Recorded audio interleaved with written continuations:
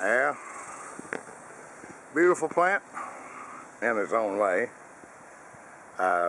Medicinal contributor in significant ways for all who has understanding of the multiple ways in which it can be applied to different things to benefit you. Incredible in food dishes.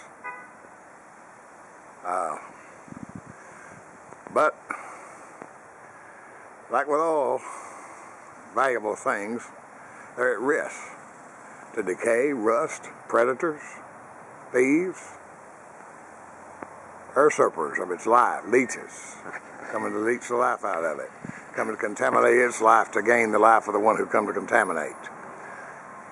Sometimes just for the fun of doing it. But anyway, the point I want to make is that there are some sensitive, powerful enemies of this plant. For those enemies to be dealt with, it requires application of things dangerous to the one applying it and dangerous to everything around it as it could cross-contaminate. As you can see here by getting on my cutting boards, on my tables, onto my eating instruments on the table. Residues could be picked up from food I drop to the table and pick up and eat, put on cloths that I clean it with and cross-contaminate other dishes and stuff, getting poisonous things into our system that could lame, maim, blind, or kill. Deadly poison. I mean deadly.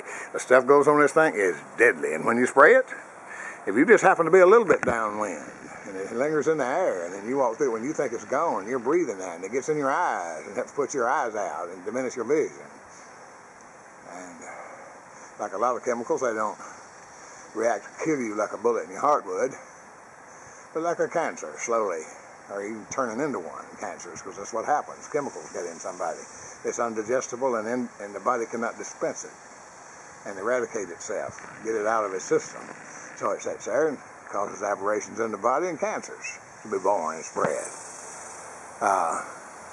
A valuable plant, a plant to be desired, but I've just had to come to the conclusion that it's in the wrong place. First of all, this particular plant needs to be put in its place, and it's somewhere so that when I do spray it, the winds do not blow the stuff on to my dining table and onto the things that I handle on a daily basis and where my pets can breathe it whenever I'm spraying it.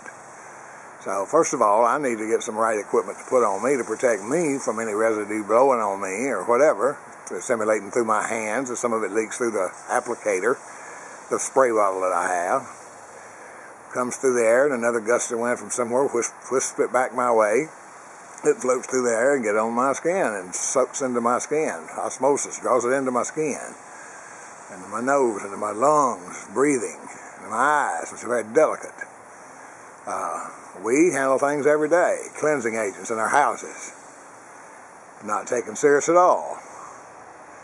Not taken serious at all. Dangers. And absolute harm caused by it.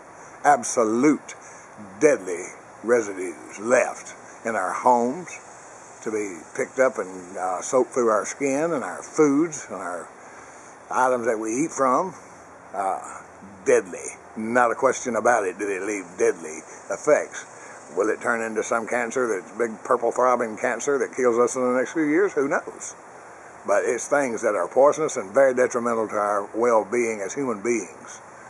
And our flesh and the ecosystem inside of us is not able to handle it, just like our environment out here is not able to handle it either. It builds up and causes extended harm down the road.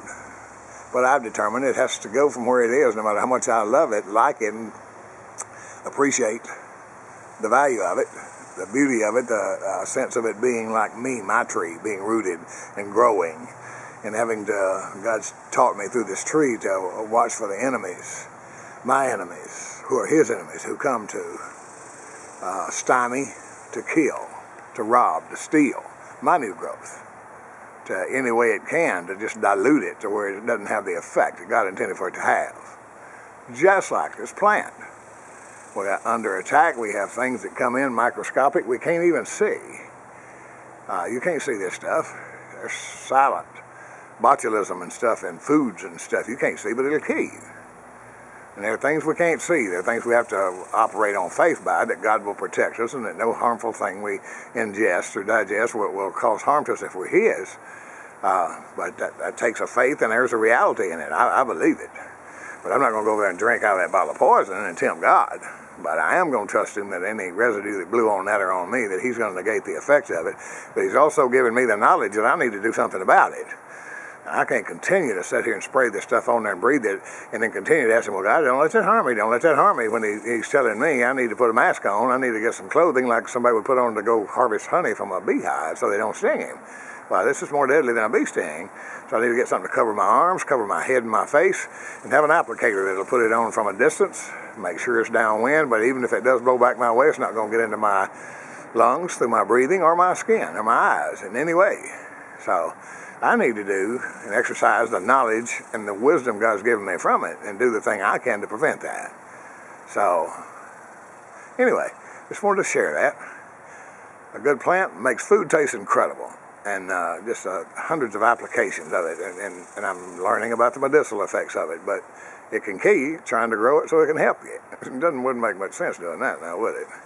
Anyway, there's knowledge and wisdom we need to gain from all these things. We need to, rule number one, pay attention and respond to the things that God shows us. Don't just keep leaving it there. Well, we're going to do that someday. Hey, I'm going to do that someday.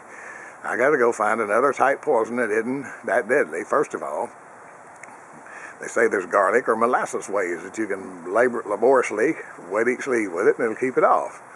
But I got to do something, or this tree isn't worth it. No matter what I think about it, or what kind of value I've come to attach myself to it and add to it. Anyway, good lessons like in everything else.